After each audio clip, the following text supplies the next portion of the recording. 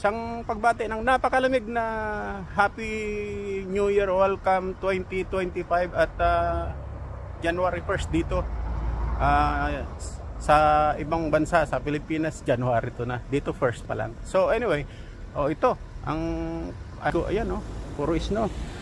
At medyo maglilinis tayo ng kotse ngayon kasi ito ang buhay dito talaga. Yan, kikita nyo, lilinisin nyo yan. Pinakikita ko lang kung ano ang buhay dito. Pagka ito nalinis ko na yung side ganyan.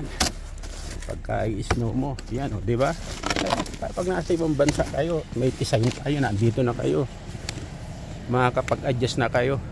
Ngayon pero ang ayun ang mga paligid doon pero ang topic ko lang sa inyo yung pag magde-date ka talaga ng mga tisay, yung tisay isipin mo mga tisay will experience yan walang tisay na no experience, kaya pagka body counts talaga, walang virgin na tisay kaya pagka kukuha ka ng tisay sa unang date pa lang, in 4 minutes alam na nila kung okay ka o hindi, kasi veterano na yung mga yan.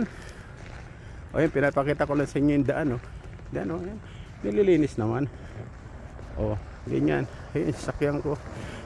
Siyempre, yung mga tisay, yan experience na yan Kaya, sa pag mag-date ka, huwag ka talagang boring. Wag yung mga tanong na, kumusta ka na? Kumusta ng buhay? Ganon. Medyo pakita mo sa kanya na, ka din, yung medyo may, yung intelligence mo. Ayun naman ang baso. Yan, Happy New Year daw. Pinapasyal ko lang kayo dito, para nandito na rin kayo. Halimbawa, medyo nagde-date na kayo in 4 minutes, 20 minutes, ipakita mo sa kanya na hindi ka boring, kasi sa bawat sagot mo, sa bawat sagot niya, tanungin mo siya. Nag-uusap kayo, di ba? Mag-isip ka ng mga tanong na medyo mag-iisip naman siya. Kunwari lang, nagmamaneho ka, ang bagal ng nasa harap mo, okay lang ka lulusot, abutin ka ng red light doon mo makikita yung patience. Ayun, nakita nyo yung red light, lahat hinto dito. Yung green light, ganun dito ka ang batas. Kaya pag nandito kayo, masinurin talaga kayo Ayan, lahat yan, hintuan yan. Di ngayon, ito na tapos yung doon mo makikita kung yung mag-iisip din siya sa'yo, at the same time may sense of humor ka. Tapos at higit sa lahat, ginawang medyo bastos ka in 4 minutes to 20 minutes na yan. Kailangan talagang kahit pa may gawin ka rin hawakan ng kaway, humalik ka, yung mag-create ka ng mood na magiging yung mood ng nyo na nagde-date kayo. Hindi lang kayo nagde-date na maginawa ako ang pinamaginoong lalaki sa balat ng lupa. Hindi ganon.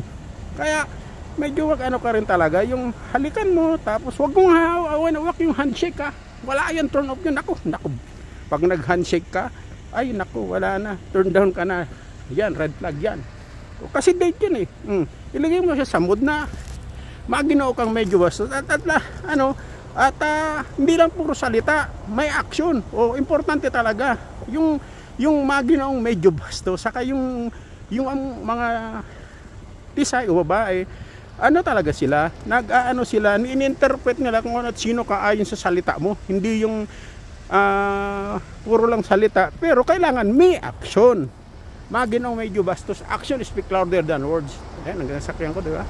Puro snow. Yan lang naman. At Happy New Year sa inyo dyan. Saan man kayo sa mundo.